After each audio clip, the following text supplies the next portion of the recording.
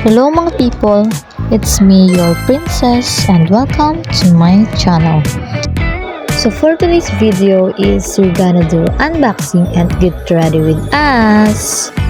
Actually, that time is our lunch break, so kakatapos na namin kumain yan, and then habang nagkukwentuhan kami, nakita ko na may orange na box na sealed pa, so I volunteer na ako na lang mag-unboxing. Pero siya maputi.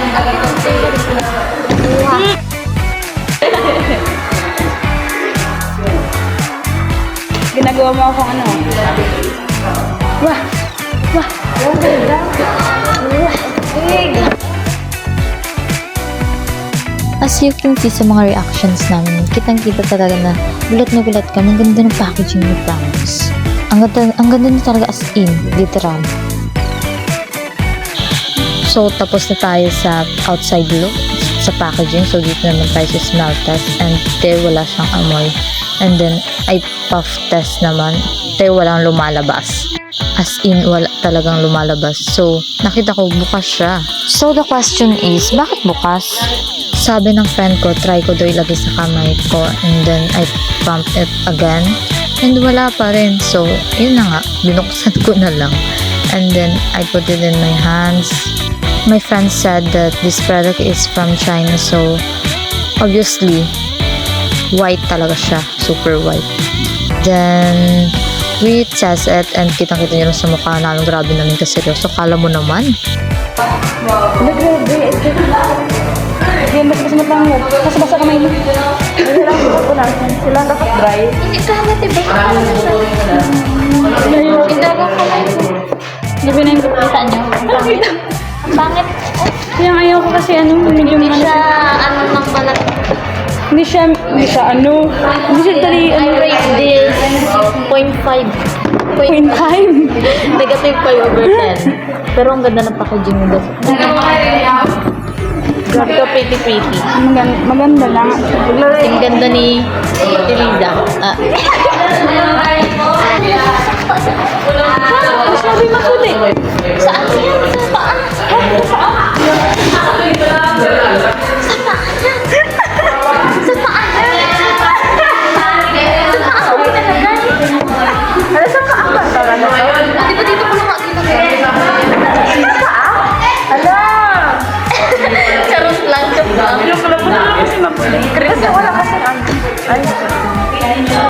So, yun na nga mga tay, successful naman yung ating little prank. Ito na nga tayo sa Get Ready With Us.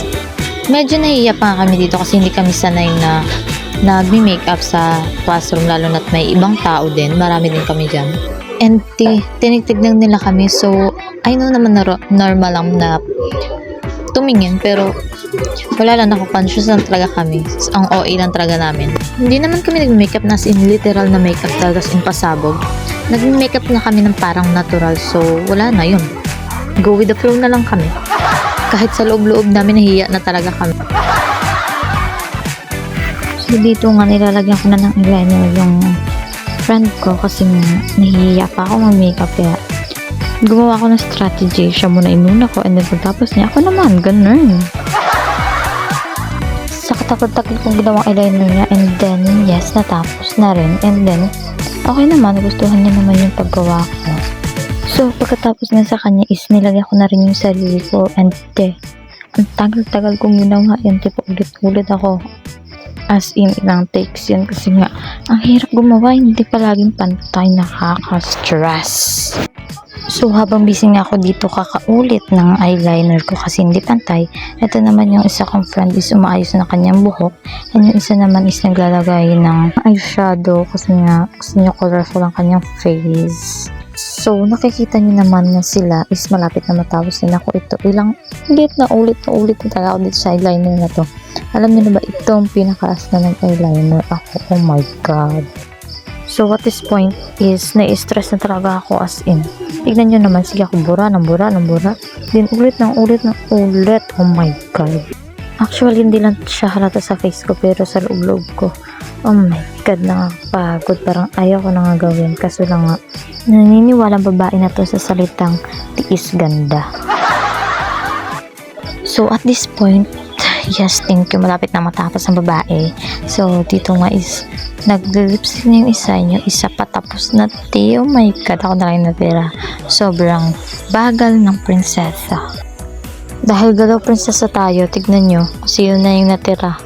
Oh my god. Ito nga at this point, naglalagay na ako ng colorete in my face.